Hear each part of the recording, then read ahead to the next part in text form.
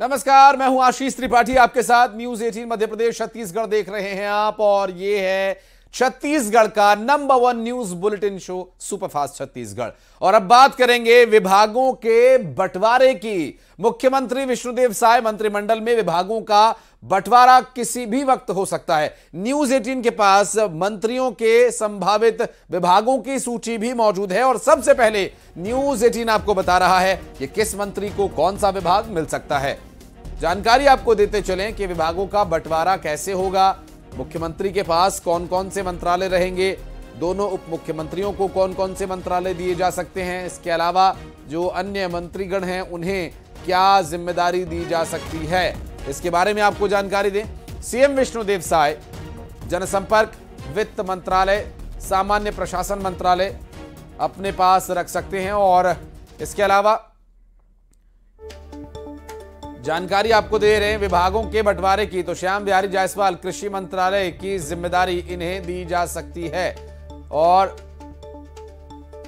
अगर बात करें लक्ष्मी राजवाड़े जो कि महिला एवं बाल विकास विभाग की जिम्मेदारी संभाल सकती हैं, उन्हें यह जिम्मेदारी दी जा सकती है। और लगातार जो न्यूज 18 के पास लिस्ट है उसके बारे में अगर बात करें तो अभी की स्थिति कुछ इस तरह से नजर आती है, जिसमें कि रामविचार नेताम को पंचायत विभाग की जिम्मेदारी दी जा सकती है। साथ ही साथ कुछ अन्य विभाग जो अन्य जिम्मेदारियां हैं, जिसमें केदार कश्यप को आदिम जाति कल्याण विभाग की जिम्मेदारी दी जा सकती है। विभागों के बंटवारे की हम बात कर रहे हैं। जो मंत्रालय है जिसमें ओपी चौधरी को उच्च शिक्षा और स्वास्थ्य मंत्रालय की जिम्मेदारी दी जा सकती है। विभागों का बंटवारा यहां पर इस प्रकार हो सकता है। और साथ ही साथ अगर बात करें कुछ अन्य मंत्रियों की कि इन्हें कौन सी जिम्मेदारी दी जा सकती है, जिसमें कि ओपी चौधरी के अलावा अगर टंकराम वर्मा की बात करें तो टंकराम वर्मा को स्कूल शिक्षा विभाग की जिम्मेदारी दी जा सकती है। तो वहीं अन्य जो स्थितियां हैं पीडब्ल्यूडी या कृषि विभाग की अगर बात करें तो बृजमोहन अग्रवाल जैसे वरिष्ठ मंत्री को यह जिम्मेदारी दी जा सकती है। और खुद मुख्यमंत्री जनसंपर्क, वित्त मंत्रालय अपने पास रख सकते हैं।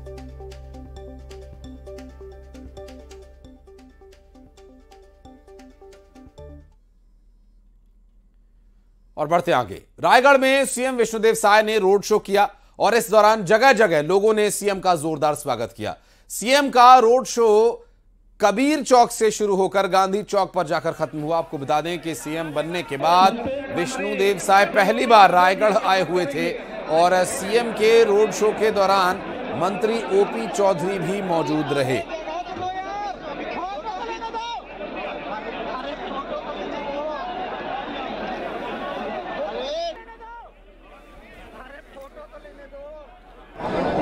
देखिए, पिछली सरकार तो घोटाले की सरकार रही। वो चावल में ही नहीं, अनेकों घोटाले पिछली सरकार ने की। लेकिन हम देश के यशस्वी प्रधानमंत्री श्री नरेंद्र मोदी जी को धन्यवाद देना चाहेंगे कि उन्होंने 5 किलो प्रति व्यक्ति जो फ्री का चावल कोरोना के समय देने का शुरुआत किया था, उसको और 5 साल के लिए उन्होंने बढ़ा दिया है। अब 2028 तक प्रधानमंत्री गरीब कल्याण अन्न योजना में प्रत्येक व्यक्ति को 5 किलो अनाज मुफ्त में मिलेगा।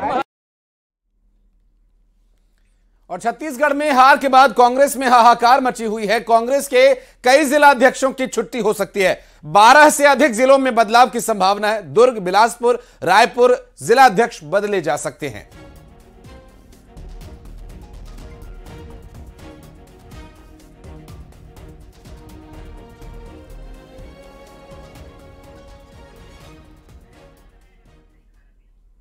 छत्तीसगढ़ में कांग्रेस संगठन में बदलाव पर सियासत तेज हो गई है। बीजेपी ने कांग्रेस में बदलाव पर निशाना साधा। बीजेपी ने कहा कि कांग्रेस व्यक्ति बदलने से व्यवस्था नहीं बदलती। कांग्रेस के डीएनए में झूठ है, उसे कांग्रेस कैसे बदलेगी। वहीं कांग्रेस ने इस पार्टी में चलने वाली सतत प्रक्रिया इसे बताया। व्यक्ति बदलने से व्यवस्था नहीं बदल सकती। कांग्रेस की डीएनए में जो झूठ है उसे कैसे बदल पाओगे। आज आप पायलट जी छत्तीसगढ़ के कांग्रेस प्रभारी बने हैं। ये तो वही पायलट है जो राजस्थान में अपने कांग्रेस की प्लेन क्रैश करा के आए हैं। इससे पहले शैलजा जी पर छत्तीसगढ़ के लोगों ने ही पैसे लेने और पक्षपात का आरोप लगाया था। ये है कांग्रेस की मूल संस्कृति। कांग्रेस के राष्ट्रीय अध्यक्ष मल्लिकार्जुन खड़गे जी ने राष्ट्रीय महासचिवों की प्रभार क्षेत्रों में बदलाव किया है। छत्तीसगढ़ के जो प्रभारी थे कुमारी शैलजा जी, उन्हें उत्तराखंड का प्रभारी बनाया गया है, और राजस्थान में जो उप मुख्यमंत्री थे सचिन पायलट जी, उन्हें छत्तीसगढ़ की जिम्मेदारी दी गई है। लोकसभा चुनाव को लेकर ये जिम्मेदारियां बांटी गई है। और अंबिकापुर से बड़ी खबर, हार के बाद कांग्रेस में बैठक का दौर। टीएस सिंहदेव ने बैठक ली, कार्यकर्ताओं और पदाधिकारियों के साथ बैठक हुई, हार की वजहों की समीक्षा हुई।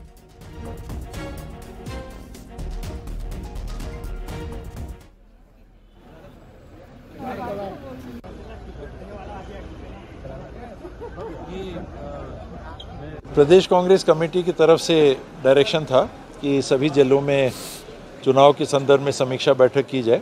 ये दिल्ली में अखिल भारतीय कांग्रेस कमेटी ने बैठक प्रदेश के संदर्भ में बुलाई थी, और उसी के बाद प्रदेश कांग्रेस कमेटी ने हर जिले के लिए ऐसा निर्देश दिया था।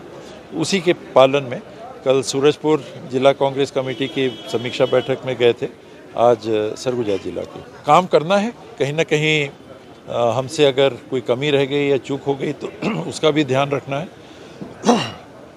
बीते समय में ध्यान नहीं अटका के रखना है। आज जो हमको करना है, अपने दायित्व का निर्वहन करना है।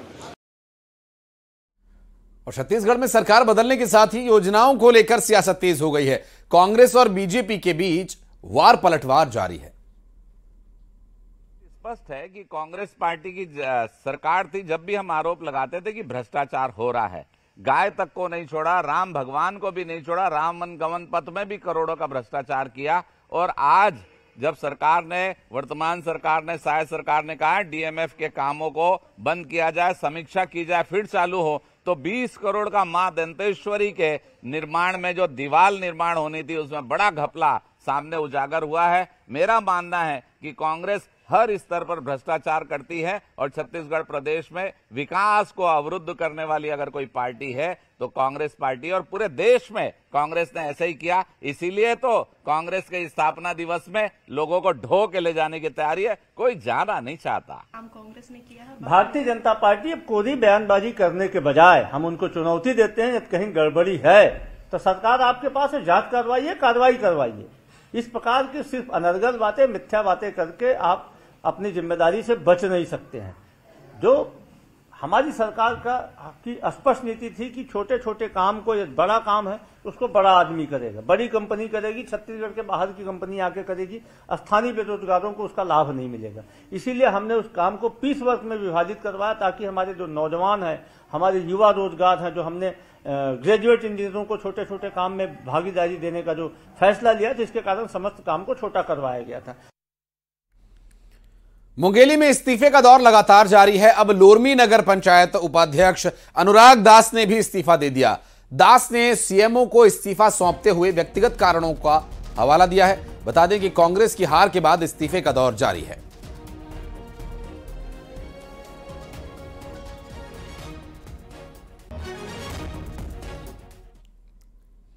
बिलासपुर में पानी की पाइपलाइन फूटी, सड़क धंसने से यह पाइपलाइन फूट गई। दरअसल हजारों लीटर पानी पाइपलाइन फूटने की वजह से बर्बाद हुआ, और घटिया निर्माण सामग्री का इस्तेमाल किया जाना इसके पीछे बड़ा कारण माना जा रहा है। और यहां पर स्थिति क्या है आप देख सकते हैं।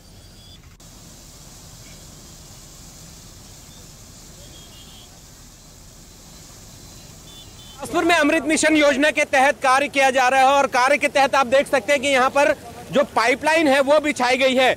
सबसे ताजुब की बात यह है कि ये जो पुल है काफी पुराना है, और उसी पुल के ऊपर आप देख सकते हैं कि किस तरीके से अमृत मिशन की जो पाइपलाइन है उसको बिछाई गई है, और उसका सीधा असर कहीं ना कहीं अब ये दिखाई देने लगा है कि जो सड़क के बीचों से होकर जो पाइपलाइन गुजरी है वो लीकेज हुई, और उसकी वजह से आप देख सकते हैं कि एक बड़ा हादसा जो है वो टला है। यहाँ पर एक बड़ी हाईवा जो है वो इस सड़क पर धंस गई है। चूंकि जिस वक्त ये हादसा हुआ यहाँ पर काफी लोग आवागमन कर रहे थे, और इस घटना में बहुत बड़ी क्षति हो सकती थी। फिलहाल यहाँ पर जो निगम अमला है वो मौके पर पहुंच चुका है, और रोड को डाइवर्ट किया जा रहा है। चूंकि जिस समय ये घटना हुई उस समय ये रोड पर आवागमन चल रहा था, उसी दौरान ये घटना हुई है। बता दूं कि यहाँ पर करोड़ों की लागत से अमृत मिशन योजना का कार्य किया जा रहा है। यहाँ भतरई और जो खूंटाघाट से पानी लाने की जो योजना है उसके तहत शहर में पाइपलाइन बिछाई जा रही है और इसी पाइपलाइन को शहर तक के लाया जा रहा है। क्योंकि अभी नगर निगम जो है वो टेस्टिंग का काम कर रहा है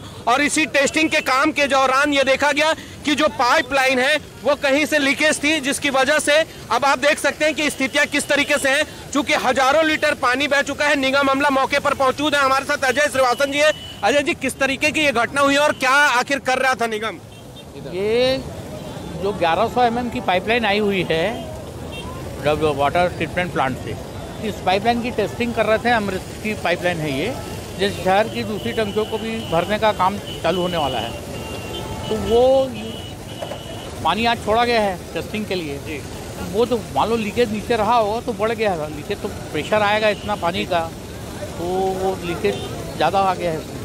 इसका नहीं डैमेज भी बढ़ गई, रोड भी बढ़ गई आपकी, ये हो जाएगा। चलिए, ये हमारे साथ जल संसाधन निगम जल संसाधन से, और इनका ये कहना है कि कहीं पर अनियमितताएं नहीं है क्योंकि टेस्टिंग का काम चल रहा है और इस दौरान ये घटना हुई है। बहरहाल एक बड़ी घटना जो है वो यहाँ पर टली है। बिलासपुर से न्यूज़ 18 के लिए उमेश मौर्य। और अग्रवाह डैम के लोकार्पण कार्यक्रम में लिए चलते हैं आपको, जहां पर मुख्यमंत्री विष्णुदेव साय और लोकसभा के अध्यक्ष ओम बिड़ला मौजूद हैं। श्री राकेश अग्रवाल जी, सचिव सुशील मित्तल जी, मंच में विराजमान सभी महानुभावगण, इस ट्रस्ट के सभी पदाधिकारीगण और इस ऐतिहासिक क्षण में उपस्थित सभी सज्जनवृंद, मातृशक्ति माताएं बहनें, युवा साथियों और प्रेस के मित्रों, आज का ऐतिहासिक क्षण,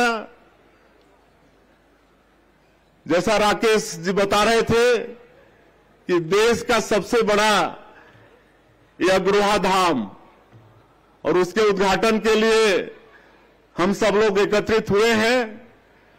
और हम सब लोगों का सौभाग्य है कि इस ऐतिहासिक क्षण में हमारे लोकसभा के सम्मानीय अध्यक्ष श्री ओम बिड़ला के कर कमलों से इस धाम का उद्घाटन हो रहा है।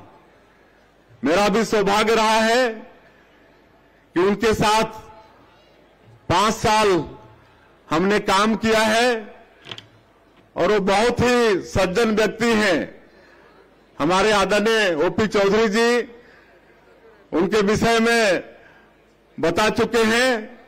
मैं चाहूंगा कि उनके स्वागत में आप सब लोग ताली बजाकर उनका स्वागत करेंगे। हमारा ये अग्रवाल समाज हमेशा मानवता की सेवा के लिए आगे रहता है और ये अग्रवाह धाम का निर्माण भी उसका एक उदाहरण है, जो सभी समाज के लिए ये बना है। और आज के इस अवसर में मैं सभी ट्रस्टियों को भी धन्यवाद देना चाहूंगा। और जैसा कि जानकारी दी गई है, सिर्फ मोबाइल के समाचार से लोगों ने सहयोग किया है और इतना बड़ा धाम यहां पर बनकर तैयार हुआ है। तो ऐसे सभी दानवीरों को भी मैं बहुत बहुत बधाई देता हूं, धन्यवाद देता हूं।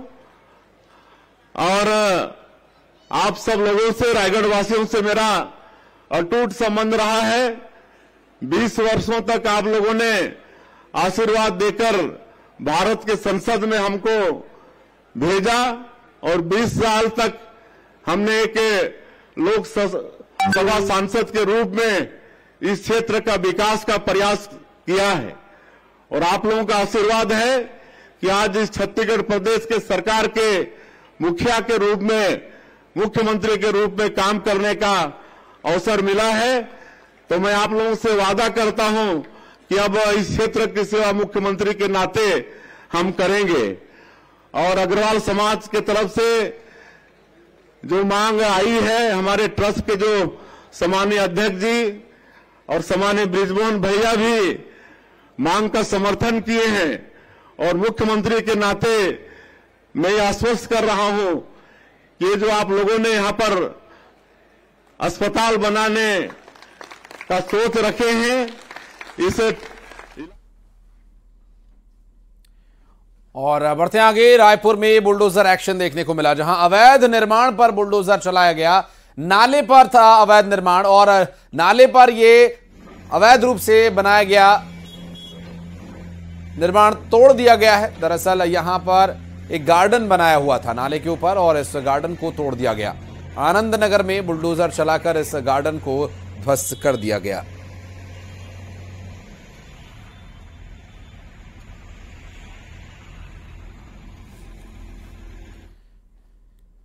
बिलासपुर में अतिक्रमण के खिलाफ कार्रवाई की गई। तोरवा पुल के पास अवैध निर्माण को हटाया गया। कुछ लोगों ने निगम के दस्ते का विरोध किया और विरोध के बीच कार्रवाई भी चलती रही।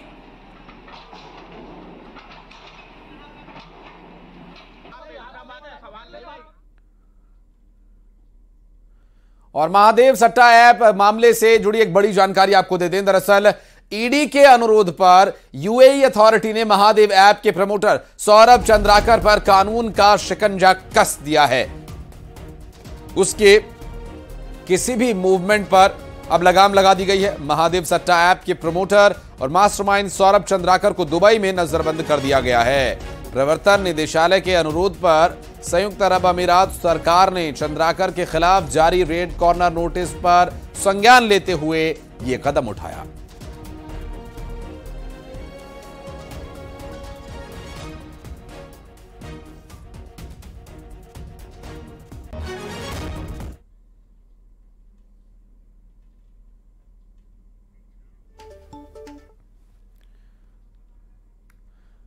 और महादेव ऐप मामले में भिलाई में भी एक आरोपी पकड़ा गया। फरार आरोपी दीपक नेपाली भिलाई में गिरफ्तार किया गया। महादेव सट्टेबाजी ऐप का फरार आरोपी दीपक नेपाली गिरफ्तार किया गया। क्राइम ब्रांच और वैशाली नगर पुलिस की कार्रवाई। पुलिस को लंबे समय से इसकी तलाश थी।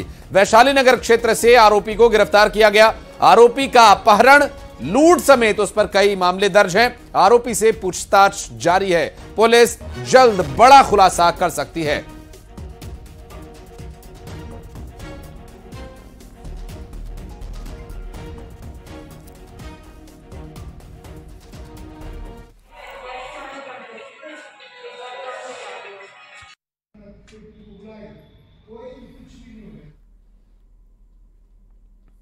और महासमुंद में किसानों का प्रदर्शन। दरअसल किसानों ने जाम कर दिया नेशनल हाईवे 53। आपको बता दें कि झलप के पास किसानों ने चक्का जाम किया। बैंक से पैसे नहीं मिलने से नाराज थे। जिला सहकारी बैंक से पैसे नहीं मिले। आपको बता दें कि झलप के पास किसानों ने चक्का जाम कर विरोध जताया। बैंक से पैसे न मिलने की वजह से नाराजगी प्रकट की। जिला सहकारी बैंक में पैसे नहीं मिल रहे हैं किसानों को।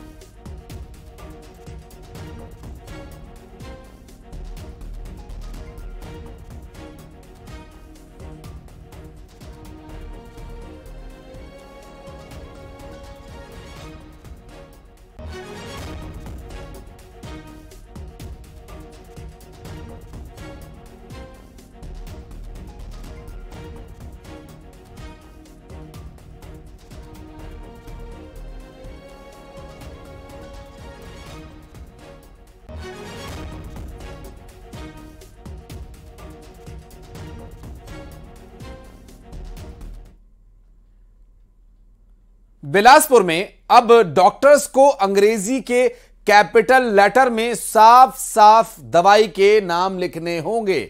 बता दें कि रेड क्रॉस मेडिकल स्टोर ने गलती से गर्भवती महिला को बेबी ग्रोथ की दवाई की जगह गर्भपात की दवाई दे दी। घटना की सूचना मिलने पर कलेक्टर अवनीश शरण ने जांच के आदेश दिए हैं और अब डॉक्टर साफ सुथरी हैंडराइटिंग में दवाइयों के नाम लिखेंगे, जिससे मरीज और परिजन खुद भी दवाइयों का नाम पढ़ सकें, मिलान कर सकें।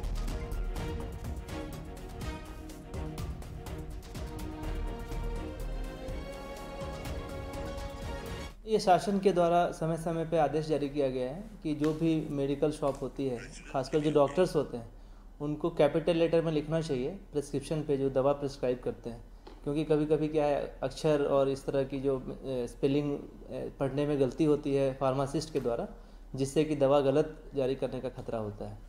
इसलिए हमने अभी बैठक में कहा है कि जितने भी डॉक्टर्स हैं वो कैपिटल लेटर में ही दवा लिखें, जिससे कि फार्मासिस्ट को और बाद में इस तरह की दिक्कत का सामना न करना पड़े। दवा देने में कोई गड़बड़ी नहीं।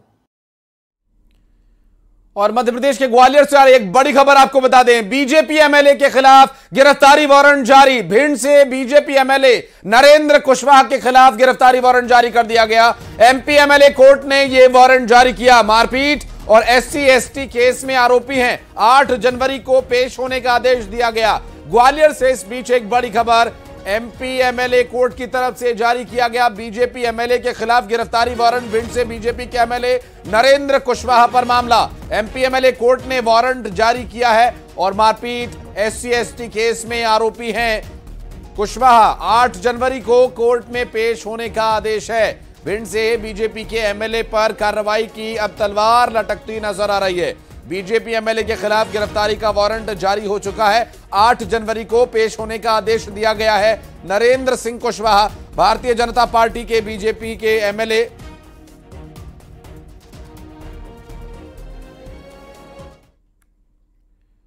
और अब खबरें 2020।